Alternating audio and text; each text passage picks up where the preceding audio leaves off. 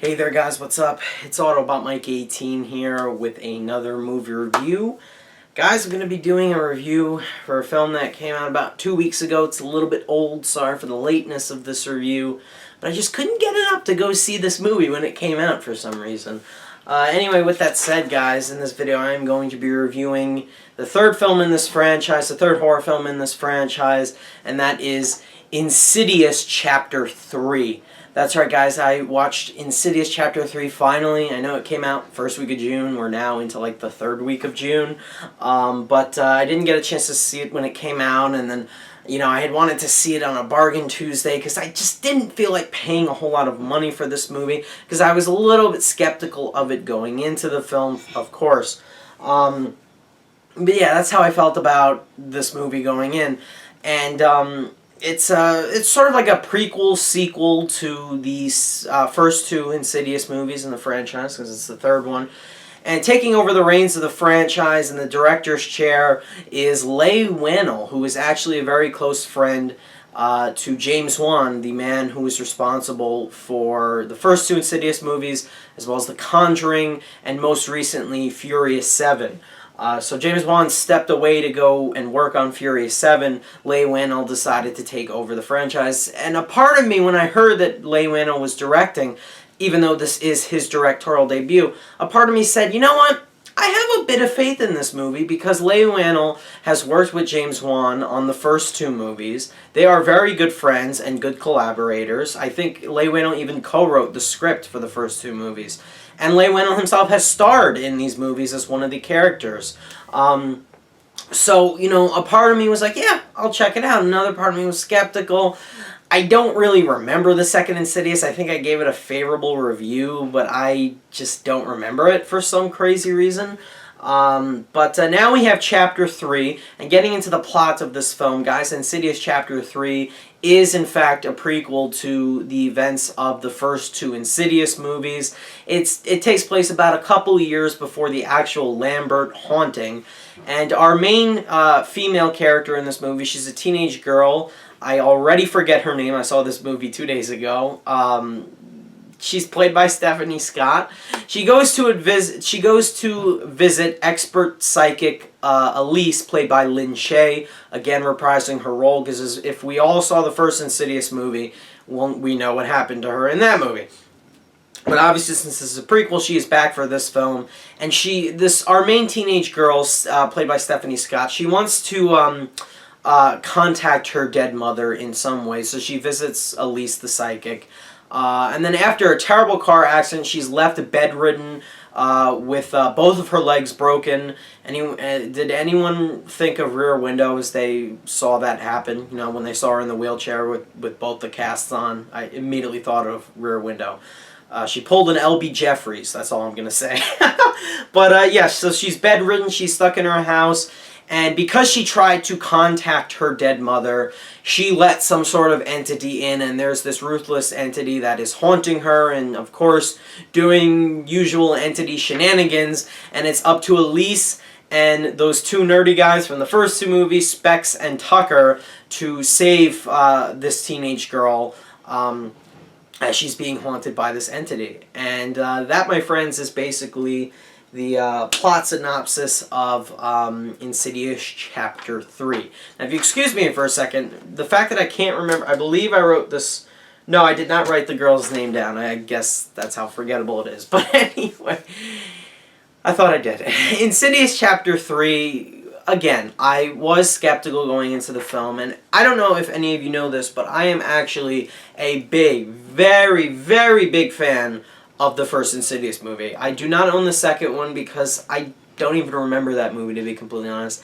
It's just a not memorable, very forgettable, just unexciting sequel in my opinion. Even though I think when I originally saw it, and I reviewed that on this channel, I was like, yeah, it was good.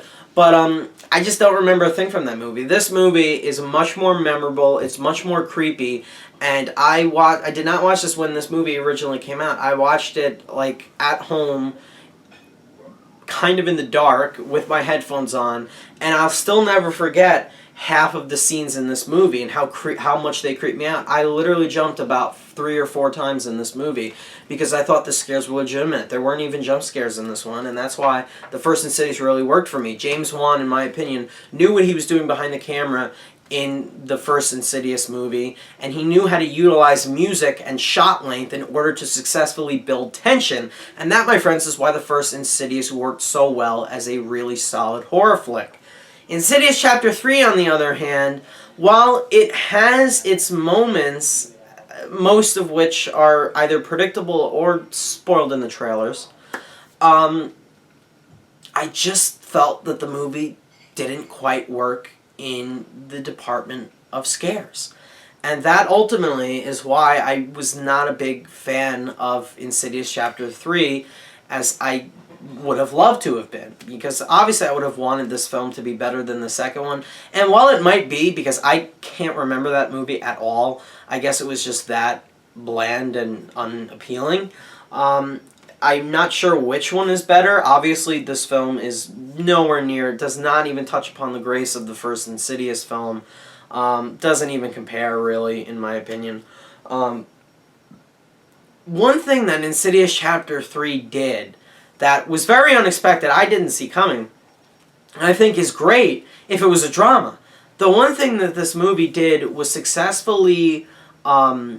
its characters had a large amount of emotional depth to them, especially our 2 leading characters, Elise and our teenage girl. They had a very surprising amount of emotional depth to them. They had many layers, their backstories even, as depicted in the film. It was kind of emotional. And by the time everything unfolds in the third act, nothing's really creepy or just terrifying. Things are just very sad. And while that's fine, I think that was overall the vibe or the main tone that I was getting throughout the most of this movie, and that's ultimately why I feel Insidious Chapter 3 just didn't work for me. The genre of Insidious Chapter 3, the genre of the past 2 Insidious movies, is horror, and as a horror film, this film needs to have tension.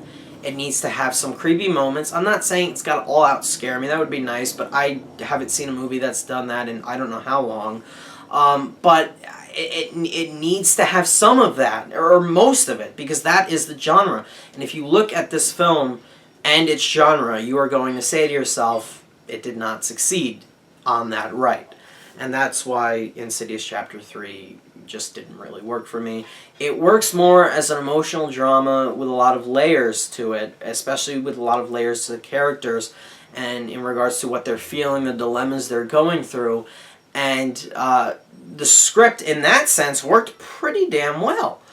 And I really got, a couple of feels in the last act of this movie. I said, wow, wasn't expecting that.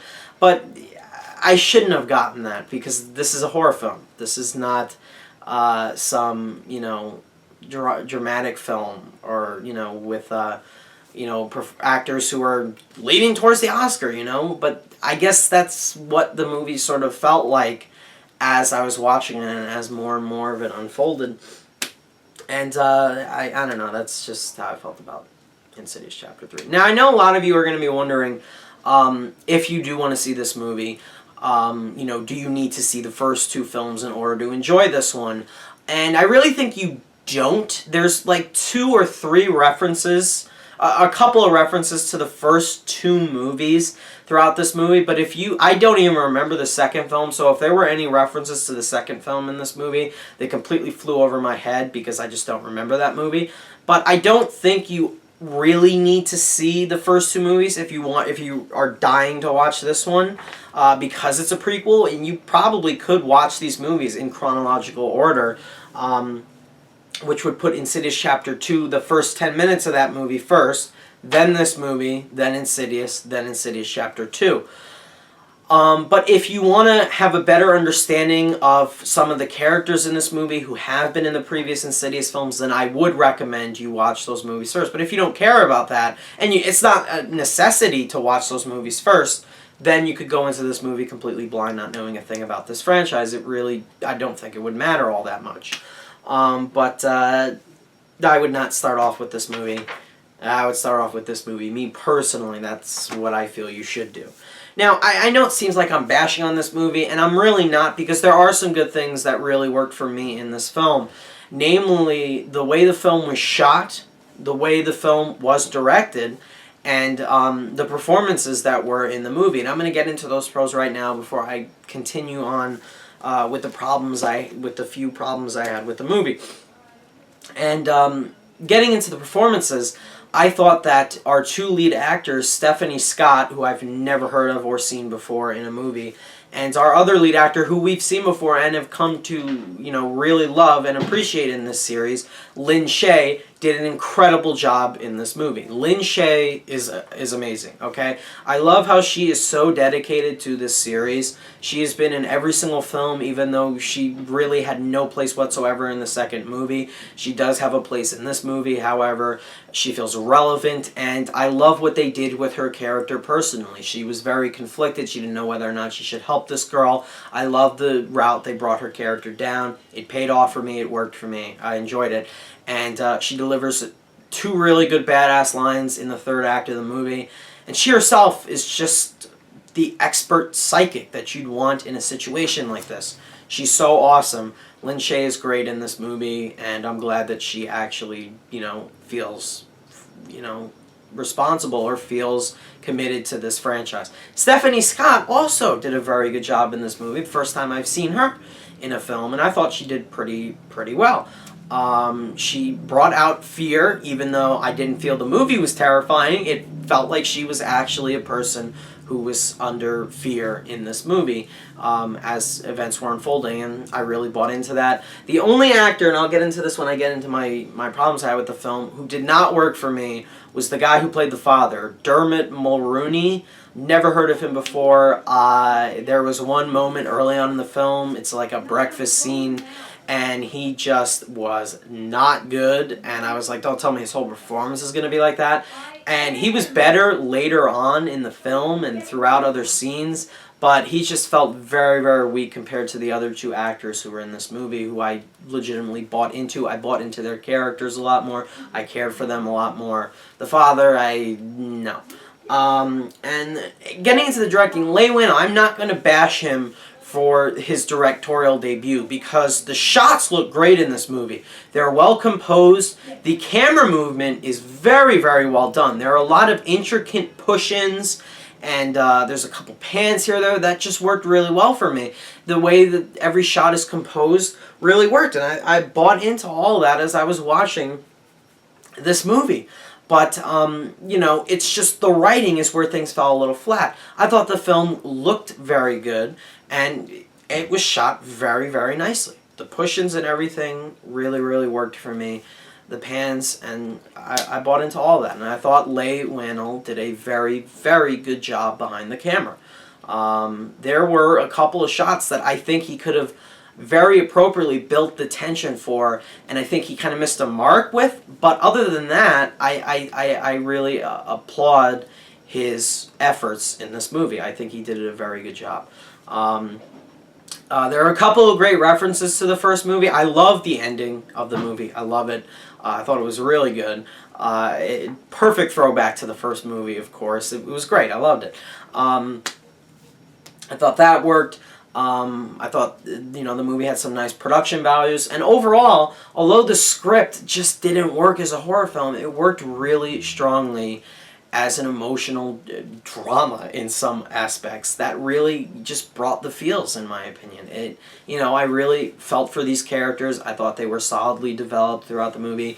Each character had a lot of layers. They had baggage, and I really just bought into them, and I saw them as real people, in this movie. It's just a shame that they weren't, terrified with legitimate, authentic scares like I feel the first film had in comparison to this one. And that's where the problems of the film lie. Before I get into those problems, I'm going to give my rating. I'll give Insidious Chapter 3 a 7.75 out of 10, or a grade of a C+. I do think that this movie could have been a lot better. I think it could have been a lot better. And mainly where it fails is the department of its genre and its scares. Now, Insidious worked so damn well because it had, because of its shot length and the music that was used to actively generate, suspense and terror within the audience. That's why Insidious worked so well. Whenever a scare or a creepy moment happened in this movie, they blast this amazing, instrumental piano music, and it just makes you jump. And that is what made this movie work really well. James Wan held on certain shots in this movie when you knew something was going to happen. And when something does happen, it's still unexpected. That is not the case for Insidious Chapter 3. There are little to no scares in this movie. There are things that just are meant to even be creepy that just didn't work for me. They come off as very fake, very silly in some moments. Members of my audience were laughing at some parts, which is never a good sign. There is one creepy moment in this movie that I really thought was pretty smart and inventive, and I really liked it. But other than that, nothing else worked. Everything is either predictable or spoiled in the trailer, and that's ultimately why I didn't go higher with my grade for Insidious Chapter 3. I think there's some fun to be had with this movie. I think we just would have had a lot more fun if it was actually a scary horror film like I think we all wanted.